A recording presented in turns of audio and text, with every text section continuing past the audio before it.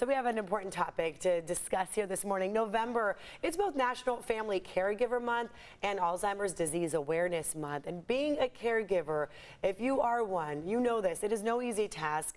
So a local woman, a local author here, writing a book about her experience and here to talk about it all and this book, Brigette Simms, joining us. Brigette, so good to see you. Thank you for joining us. Thank you for having me. I really appreciate it. And I love the take that you have on this book, a little bit of comedy in there, because I think people need that if you've been a caregiver. Definitely. Yeah. You have to have humor every day of your life. It takes the stress off. It makes the situation so much better if you can just look at it and laugh at it and not feel sadness. Let's hold the book up if you could. If we're on our two-shot here, I'm not sure on which camera, but hopefully, but it's called Laughing, Learning, and Loving with Dementia. And that's a picture of your beautiful mother. It is. I love that. It is. Thank Tell you. me what inspired you to write this. Why was this important for you? Actually, it's very important because when my mother first was diagnosed with dementia, everyone would respond to me and say, "Oh, I'm so sad. I give you my condolences. Oh, that's horrible." And I really didn't want to look at the situation that way. Right. I said, wow, I said, she's still alive. Right. She's healthy. She's got a great sense of humor. So, you know, we're going to go ahead forward with this. And I just decided to start writing a blog. Okay. So I wrote all these short stories about the humor. I wanted to reach out to so many other caregivers out there, and we bonded. And so many people responded to me and said, "Oh my gosh, your stories are so funny, they're uplifting, and they're helpful," because after each story, I give a little bit of advice on how I dealt with the situation. Yeah.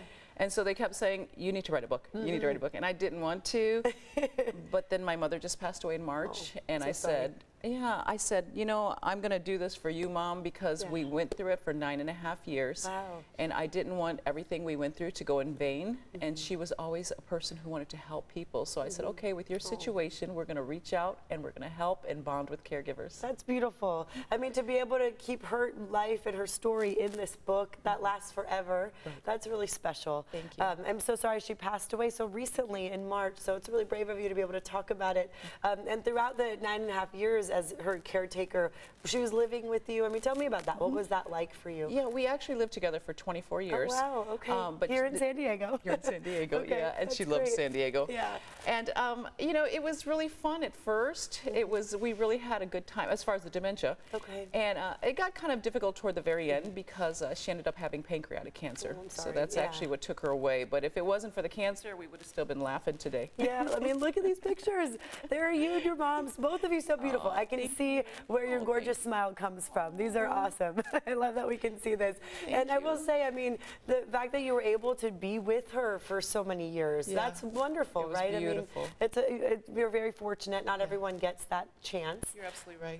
But I will say, as my mother will attest to, she took care of my grandma for many years, and it's hard. It does get a little like, what do I do now, or how do I help you? Because some of the basic needs, you want to make sure they're met, and sometimes you're like, why don't you understand what needs to be done right now? Right. Yeah. You're absolutely right.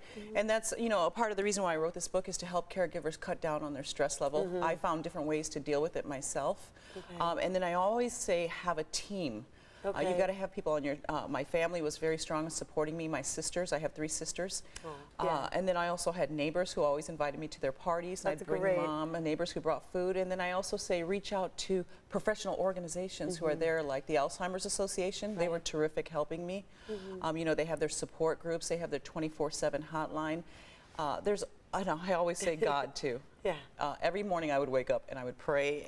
I'd pray, God, please give my mother peace and give me strength to carry on with this, because you really do need to be strong and patient and compassionate. Brigette, we have like less than a minute, but if there is a quick little story that you can share about your mother, do you mind doing that? Something in the book? Sure, anything. Sure. I'm going to tell you comes to mind. I'm going to tell you a quick one, only because we're well, you know, I always say laugh at things.